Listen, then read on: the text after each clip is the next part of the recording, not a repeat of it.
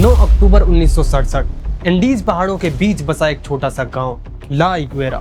इस टूटे फूटे स्कूल के एक अंधेरे कमरे में हाथ पैर बंधा एक आदमी फर्श पर बैठा है। कुछ ही घंटों में उसे गोली मार दी जाएगी। यकीन करना मुश्किल है कि ये वही शख्स है जिसका नाम सुनकर बड़ी बड़ी महाशक्तियां बेचैन हो जाया करती थी, जिसके नाम से दुनिया की बड़ी बड़ी सरकारें हिल जाया करती थी, जिसे खत्म करने के लिए दुनिया की सबसे बड़ी खुफिया एजेंसी CIA ने दिन रात सीक्रेट ऑपरेशंस चलाए, लेकिन मौत का डर चेहरे पर कहीं नहीं था। कुछ साल पहले जिसे मारने के लिए CIA ने सीधे मिसाइल दाग दी थी, लेकिन उन्हीं के देश में उन्हीं के खिलाफ हमलावर भाषण देता ये बेबाक शख्स उस धमाके से जरा सा भी नहीं झिझका। लोग भागने लगे, लेकिन ये उसी बेबाकी से भाषण देता रहा। बाद में पत्रकारों ने पूछा कि क्या आपको उस धमाके से डर नहीं लगा? उसने अपना क्यूबन सिगार सुलगाया, मुस्कुराया और कहा, इस धमाके ने तो पूरे मामले में और मजा डाल दिया। ये आदमी था एर्नेस्टो चे गुवेरा।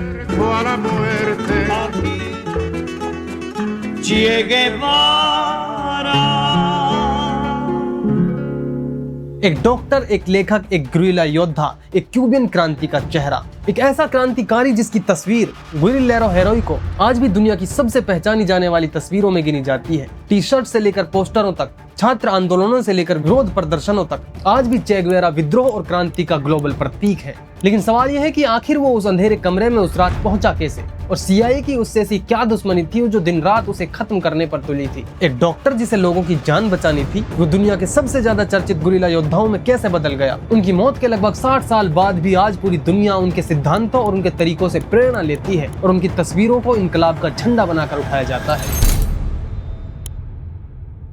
ये कहानी शुरू होती है एक ऐसे बच्चे से जिसे बचपन में इतना गंभीर अस्थमा था कि डॉक्टरों ने उसे लंबी जिंदगी की उम्मीद तक छोड़ दी थी। अर्नेस्टो गुवेरा दे ला सेर्ना, यही था उसका पूरा नाम। उनका जन्म 14 जून 1928 को अर्जेंटीना के रोसारियो शहर में हुआ। अपने माता पिता की 5वीं संतानों में सबसे बड़े बेटे। पिता अर्नेस्टो गुवेरा लिंच उदार विचारों के व्यक्ति थे और मां सेलिया दे ला सेर्ना राजनीति और समाज में गहरी रुचि रखती थी। घर किताबों, बहसों और आजाद ख्याली से भरा हुआ रहता था।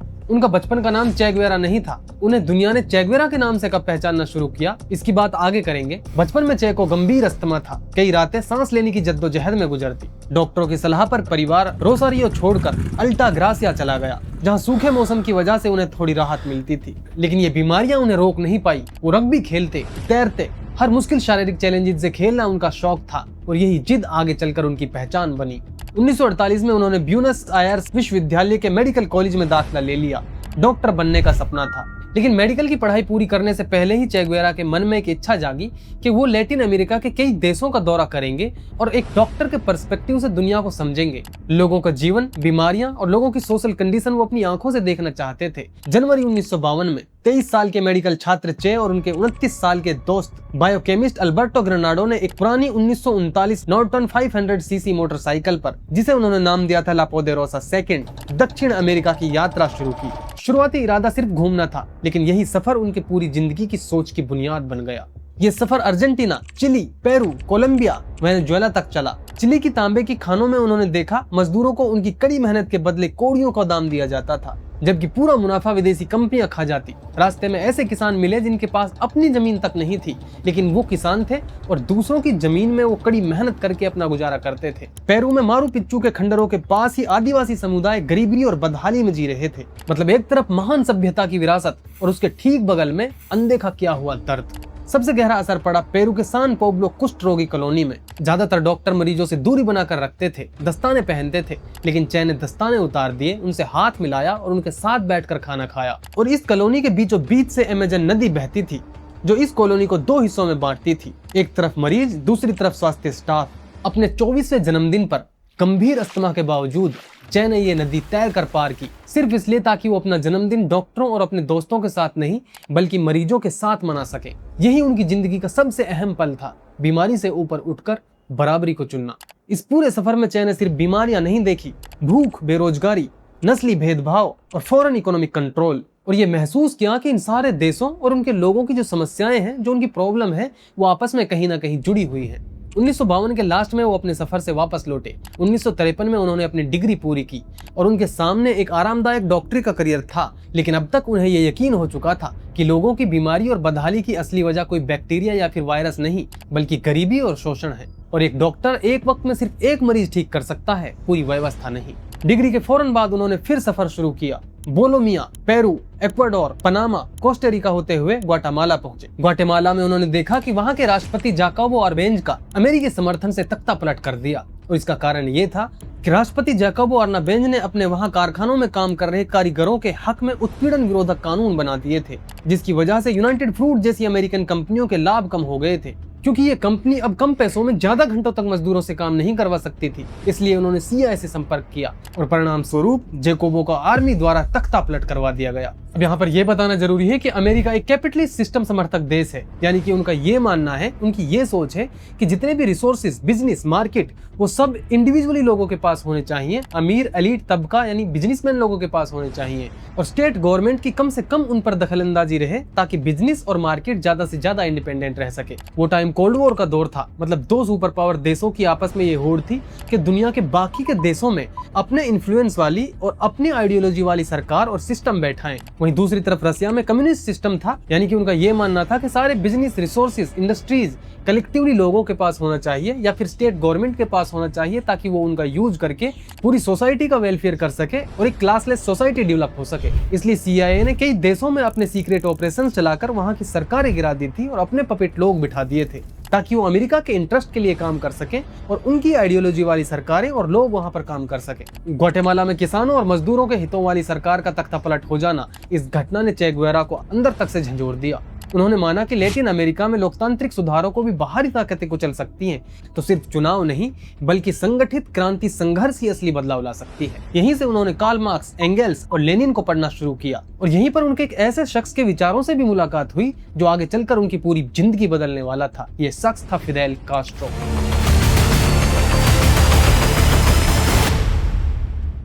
फिदेल कास्ट्रो एक अमीर शुगर फार्मर के घर में पैदा हुए थे, लेकिन क्यूबा में बतिस्ता की तानाशाही और अमेरिकी प्रभाव के खिलाफ उनके अंदर गुस्सा पनप रहा था।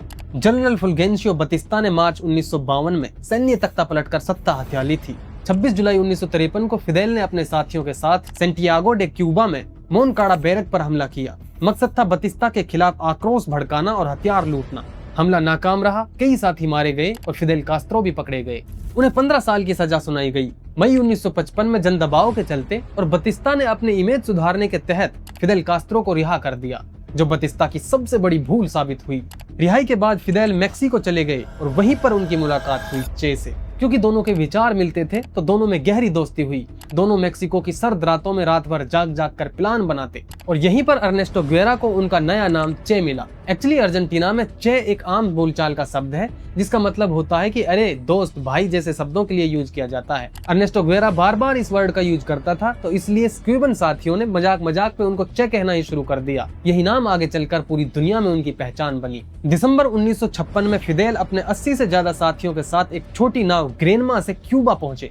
किनारे पहुंचते ही बतिस्ता की सेना ने हमला कर दिया। सिर्फ करीब 20 लोग ही बच पाए, जिनमें फिदेल और चे दोनों शामिल थे। शुरुआत में चे को सिर्फ डॉक्टर के तौर पर रखा गया था, ताकि मुठभेड़ में घायल हुए साथियों को मेडिकल सुविधाएं मिल सके। लेकिन उनके अनुशासन, कठिन हालात में काम करने की क्षमता और तेज सैन्य समझ ने फिदेल को इतना इम्प्रेस किया कि 1957 में उन्हें कमांडेंट बना दिया, गुरिल्ला सेना का सबसे ऊंचा सैन्य पद। एक अर्जेंटीनी विदेशी का क्यूबा की क्रांतिकारी सेना में इतना ऊंचा सैन्य पद एक बहुत असाधारण बात थी। सियरा माइस्ट्रा के जंगलों में 2 साल गुरिल्ला युद्ध चला। चे ने सिर्फ लड़ाई नहीं लड़ी, नए लड़कों को ट्रेनिंग दी, मेडिकल कैंप चलाए और स्थानीय किसानों का भरोसा जीता। क्योंकि चे का ये मानना था कि किसी भी देश की सरकारों के खिलाफ ये लड़ाई जीतना तब तक पॉसिबल नहीं होगा तब तक लोकल किसान और मजदूरों को अपने साथ ना लिया जाए, उनका भरोसा ना जीता जाए। दिसंबर 1958 में सांता क्लारा की लड़ाई उनकी सबसे बड़ी सैन्य जीत बनी। उनके लड़ाके ने भारी हथियारों से लैस एक आर्म्ड ट्रेन को पटरी से उतार दिया, जिसने बतिस्ता सरकार की कमर तोड़ दी, जिस वजह से करीब 3 साल के अंदर ही बतिस्ता ने हार मान ली और वो क्यूबा छोड़कर भाग गए। इस तरह इतिहास की सबसे सफल गुरिल्ला वॉर में कुछ मुट्ठी भर सिपाहियों ने हजारों की सेना, ऊपर से अमेरिकी समर्थन को हरा दिया था और जनवरी 1959 को फिदेल कास्ट्रो क्यूबा के नए राष्ट्रपति बने। चंद गुरिल्लों ने अमेरिकन समर्थन वाली पूरी सेना को हरा दिया था। ये कोई छोटी बात नहीं थी, इसको अमेरिका ने एक चैलेंज के जैसे देखा। गुरिल्ला मतलब युद्ध की एक ऐसी विशेष रणनीति जिसमें छोटी और कम संसाधन वाली टुकड़ियां एक बहुत बड़ी, शक्तिशाली और स्टेबल सेनाओं से छिपकर और अचानक हमला करती हैं और दुश्मन को थकाती हैं और एक सुरक्षित जगह जैसे पहाड़ों और जंगलों में गायब हो जाती हैं। तो क्यूबा की क्रांति के बाद चे गुवेरा क्यूबा में सबसे ताकतवर नेताओं में गिने जाने लगे। उन्हें नागरिकता भी दी गई। वो पहले राष्ट्रीय बैंक के अध्यक्ष बने, फिर उद्योग मंत्री। लेकिन सत्ता में बैठकर चे गुवेरा के अंदर बेचैनी बढ़ती गई। उनका मानना था कि क्यूबा में तो क्रांति हो चुकी है, लेकिन दुनिया के बाकी गरीब देशों में अभी भी शोषण बाकी है और एक असली क्रांतिकारी का दायरा सिर्फ एक देश तक सीमित नहीं होना चाहिए। इसी सोच के चलते वो क्यूबा के सबसे प्रभावशाली इंटरनेशनल चेहरे बन गए। हालांकि भले ही वो विदेश मंत्री कभी नहीं रहे, लेकिन 1959 से 1965 के बीच उन्होंने एशिया, अफ्रीका, यूरोप के कई देशों में दौरा किया।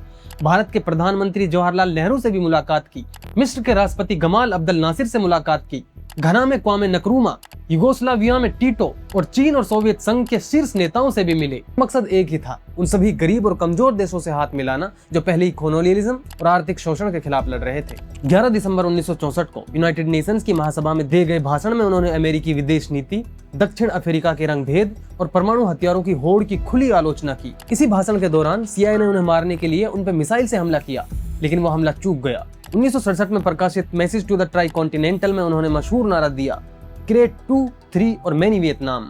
इसके पीछे का कॉन्टेक्स्ट ये है कि CIA की इन्हीं कोशिशों की वजह से उन्होंने वियतनाम के राष्ट्रपति की हत्या करवा दी थी, जिसके बाद वियतनाम की और अमेरिका की एक फुल फ्लेज्ड वॉर की शुरुआत हो गई थी।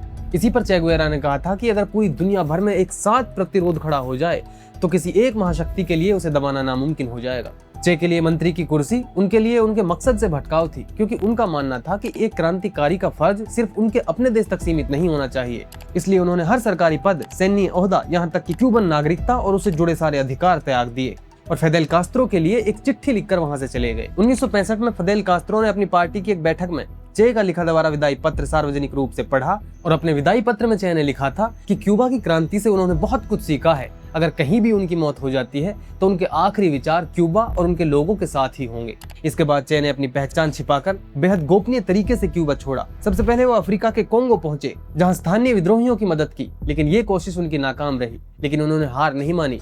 उनका अगला पड़ाव तय हुआ बोलीविया, क्योंकि चे का मानना था कि अगर बोलीविया में गुरिल्ला आंदोलन सफल हुआ तो इसकी चिंगारी पूरे लैटिन अमेरिका में फैलेगी। लेकिन जमीनी हकीकत उम्मीदों से बिल्कुल अलग निकली, क्योंकि स्थानीय किसानों का पर्याप्त समर्थन नहीं मिला और भाषा और संस्कृति की दूरी आड़े आ गई। और बोलीविया सेना को अमेरिकी CIA से ट्रेनिंग और खुफिया मदद मिल रही थी।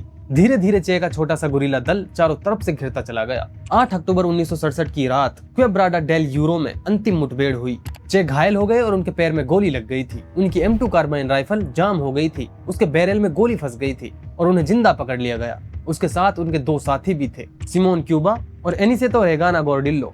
ये उनके 2 साथी थे जो उनके साथ ही पकड़े गए थे। रात का समय था तो तीनों को ला इग्वेरा के एक छोटे से स्कूल के अलग अलग कमरों में रखा गया। एक डीक्लासिफाइड CIA मेमो जो कि 13 अक्टूबर 1967 को सेक्रेटरी ऑफ स्टेट को भेजा गया था, उसके मुताबिक सुबह करीब 7 बजे पूछताछ शुरू हुई। चे एक छोटे से कमरे के अंधेरे कोने में फर्श पर बैठे हुए थे, हाथों से चेहरा ढका हुआ था, हाथ पैर बंधे हुए थे। उसी रात ही बगल के कमरे में सिमोन क्यूबा को गोलियों की बौछार से मार दिया गया था और थोड़ी देर बाद फिर एक और गोली चलती है। इस बार एनिसेतो रेगाना को भी मार डाला। चे इन आवाजों को सुन रहे थे, ये उन्हीं के साथियों की आवाज थी। 9 अक्टूबर 1967 की सुबह लापेज, जो कि बोलीविया की राजधानी है, उसमें बोलीविया की टॉप लीडरशिप और CIA के बीच बातचीत चल रही थी कि चे के साथ क्या किया जाए। अब क्योंकि बोलीविया में मौत का कोई कानूनी प्रावधान नहीं, इसलिए चे को जेल भेजा जा सकता था। लेकिन उन्हें यह डर था कि लंबा मुकदमा चलेगा, पूरी दुनिया में हंगामा होगा और इसकी भी आशंका थी कि उन्हें छुड़ाने के लिए उनके गुरिल्ला दल भी कोशिश कर सकते हैं। इन्हीं सब बातों पर विचार हो रहा था।